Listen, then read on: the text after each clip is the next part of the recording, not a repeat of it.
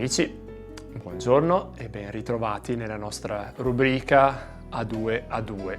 Venerdì 14 maggio, festa di un apostolo, San Mattia. La sua figura ci ricorda la vocazione all'annuncio del Vangelo che raggiunge le estremità della terra. Oggi la nostra rubrica allarga i propri confini e ascolterà la testimonianza di Sor Carla Borga, una figlia di San Giuseppe del Caburlotto, originaria proprio di Vittorio Veneto e missionaria oggi in Kenya, che ci racconterà la sua storia e come vive la missione, una delle vocazioni che rendono bella l'armonia delle vocazioni della nostra Chiesa diocesana. Ha scritto Papa Francesco nel messaggio per la giornata missionaria mondiale del prossimo ottobre.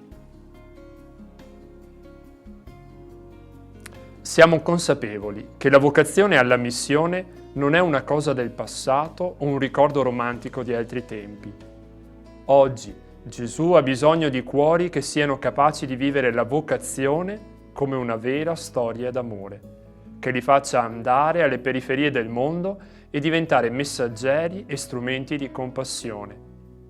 Ed è una chiamata che Egli rivolge a tutti, seppure non nello stesso modo. Ricordiamo che ci sono periferie che si trovano vicino a noi, nel centro di una città o nella propria famiglia. C'è anche un aspetto dell'apertura universale dell'amore che non è geografico, bensì esistenziale.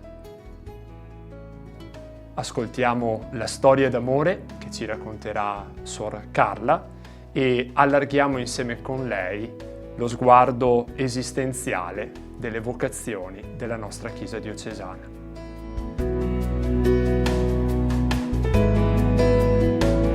Ciao a tutti, mi chiamo Sor Carla, sono figlia di San Giuseppe del Beato Luigi Caburlotto da 28 anni, provengo dalla parrocchia della Cattedrale e da 13 anni sono missionaria in Kenya. Attualmente mi trovo in Oleopolos, a 30 km da Nairobi.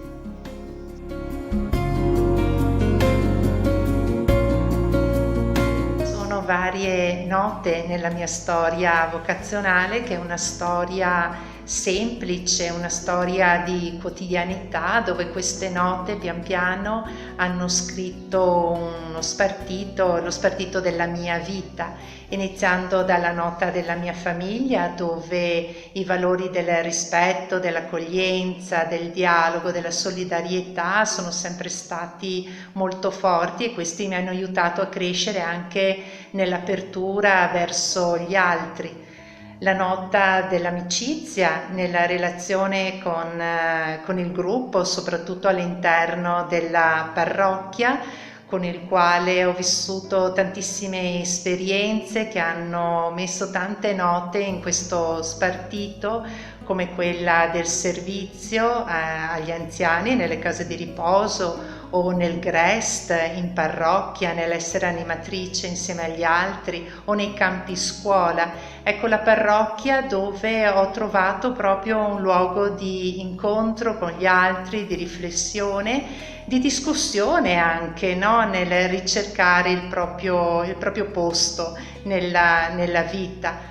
Ma tutte esperienze importanti che mi hanno portato a capire che forse ero in una dimensione comunque bella, ricca, ma piccola per me, no? Anche il condividere questo con una persona sarebbe stato un po' come un chiudermi, e avevo bisogno di un respiro più ampio, di aprire il cuore in una dimensione più universale. E quindi un cammino di accompagnamento è stato molto importante per scoprire proprio che il Signore mi voleva per sé.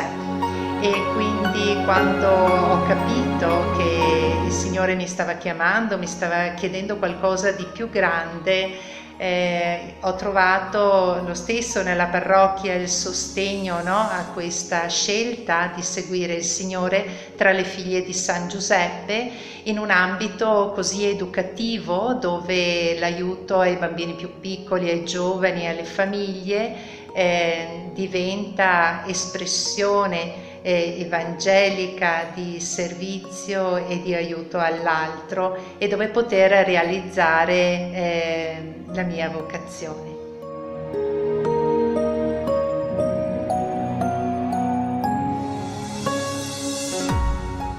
Nell'orchestra delle vocazioni, che è la Chiesa, sceglierei lo strumento dell'arpa, perché l'arpa è formata da tantissimi elementi, mi sembra più di 1400, che sono diversi tra loro per grandezza e anche per materiale, però insieme diventano forti, no? E grandi come è l'arpa, e però producono anche un suono così dolce e così melodioso. Mi sembra che questo rifletta un po' l'esperienza che io sto facendo qui in Kenya, dove c'è una grande diversità di culture, di etnie, di fedi religiose, e quindi questo può portare anche a una divisione, a un contrasto, no? Una fatica che c'è comunque, ma c'è anche la possibilità di trovare qualcosa che unisce, no? Il tutto, e questo richiede pazienza, richiede rispetto, richiede ascolto, per poi suonare una magnifica melodia come quella dell'arpa.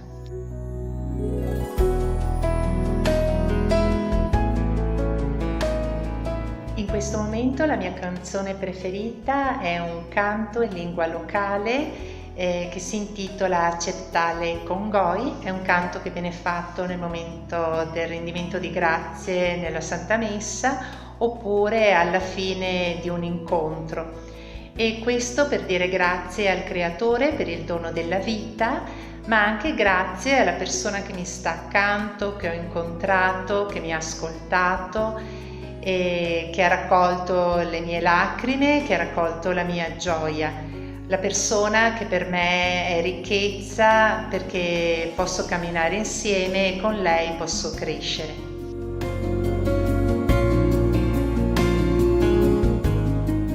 A due perché? Vorrei rispondere a questo usando un'espressione in Kiswahili, umoja ni nguvu, che significa solo insieme c'è la ricchezza. Ecco, questo esprime il valore della comunità, luogo in cui vivo e realizzo la mia vocazione. La mia comunità è formata da persone che provengono da luoghi diversi, quindi gruppi etnici, lingue, culture diverse. E in Cristo noi troviamo l'unità, troviamo la via dell'accoglienza, dell'ascolto, e quindi questo rende la comunità una fonte di ricchezza per ciascuna di noi e una testimonianza di unità per i fratelli che serviamo qui nella missione.